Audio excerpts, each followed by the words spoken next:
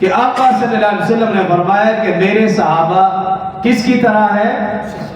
ستاروں کی طرح. تو آپ کو سمجھ جانا چاہیے کہ پھر سورج کون ہے؟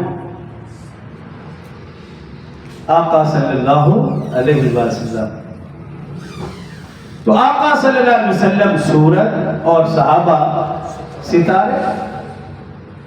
تو جب سورج اپنی آب و تاب سے چمک رہا ہو تو پھر ستاروں کی ضرورت محسوس نہیں ہوتی. ستارے نظر نہیں آتے. ستاروں کی قدر و منزلت کا پتہ نہیں چلتا. کیوں؟ سورج اپنی آب و تاب سے چمک دمک رہا، روشن ہے.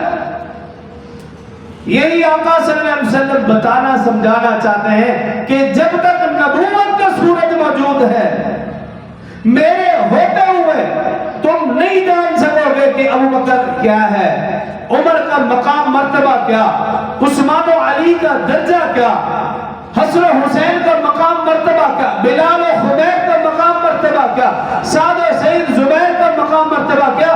تم نہیں جان سکو گے. کیوں؟ سورج اپنی آب و تاب سے چمک رہا ہے. جیسے یہ سورج غروب ہوگا، ابو بکر کبھی صداقت کا ستارہ بن کر چمکے گا، عمر عدالت کا ستارہ بن کر چمکے گا، عثمان حیا کا ستارہ بن کر چمکے گا، علی قاضی القضاء کا ستارہ بن کر چمکے گا، معاویہ فراست کا ستارہ بن کر چمکے گا، حسن حسین محبت کے ستارے بن کر چمکے گا. تو آقا صلی اللہ علیہ وسلم سورج ہے اور صحابہ ستارے ہیں. جب تک سورج اپنی آب و تاب سے چمک رہا، ستاروں کی ضرورت نہیں. ستاروں کی قدر و منزلت کا پتہ نہیں چل سکتا. جب سورج غروب پھر ستاروں کا پتہ چلتا ہے.